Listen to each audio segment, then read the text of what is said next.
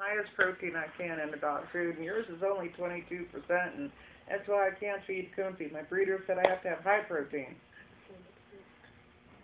Well, that's a good question. If the amount of protein that dogs need has been determined through research that's been done over 200 years, starting in about early 1800s, where dogs were used as models to determine how much protein humans needed. Because dogs are easy to use, they're easy to feed, easy to collect specimens from, etc. You can talk to me here. I just thought of that. I'm sorry. Do what? This way you'll be looking at the camera, and also might be easier if you're actually talking to somebody. And I can go 1, 2, 3 for the minutes because it's counting on the timer here. Okay.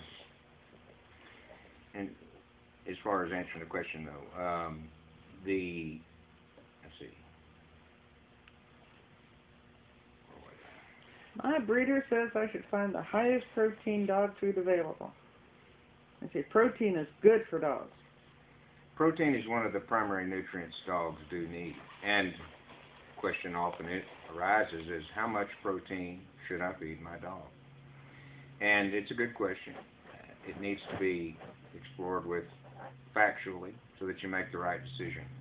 Feeding not enough protein is not optimal. Feeding too much protein is detrimental.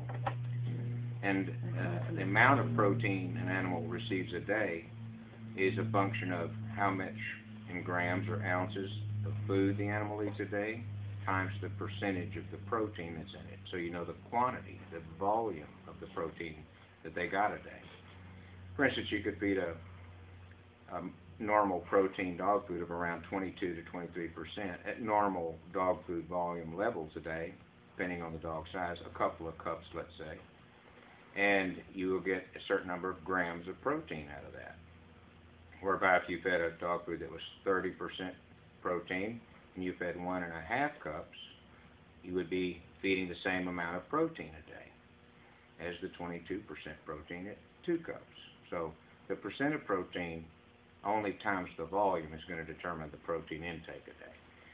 So there's a balance of how much a dog needs to eat a day to feel full. There's also other nutrients that need to be in the dog food to take up room in the formula.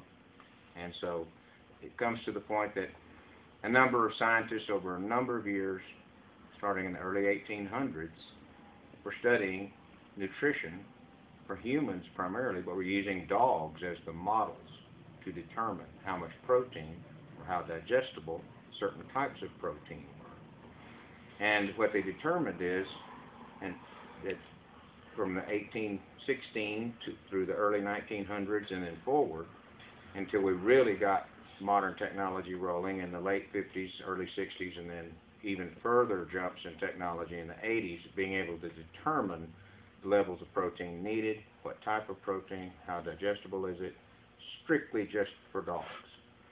A great deal is known about the amount of protein dogs need, and a great deal is known about the quality of protein dogs need.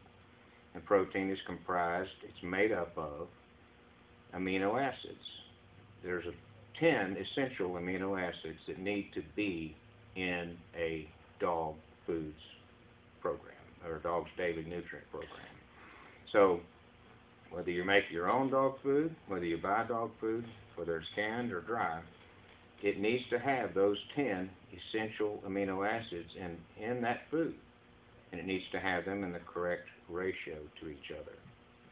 The correct ratio is very, very important. If you have too much of one amino acid and not enough of another, the protein doesn't digest effectively. In fact, it can come to a stop as far as absorption of protein. They need to be in the right ratios to each other, and those ratios have also been determined by excellent scientific studies repeated over and over again that show how much protein and what type of protein the dogs need. So feeding the level of protein in a normal dry dog food, that's going to be probably the most you would ever want to see used would be in the high 20% range, and the least you'd want to see used for something like a maintenance dog food would be in about the 21% range or more.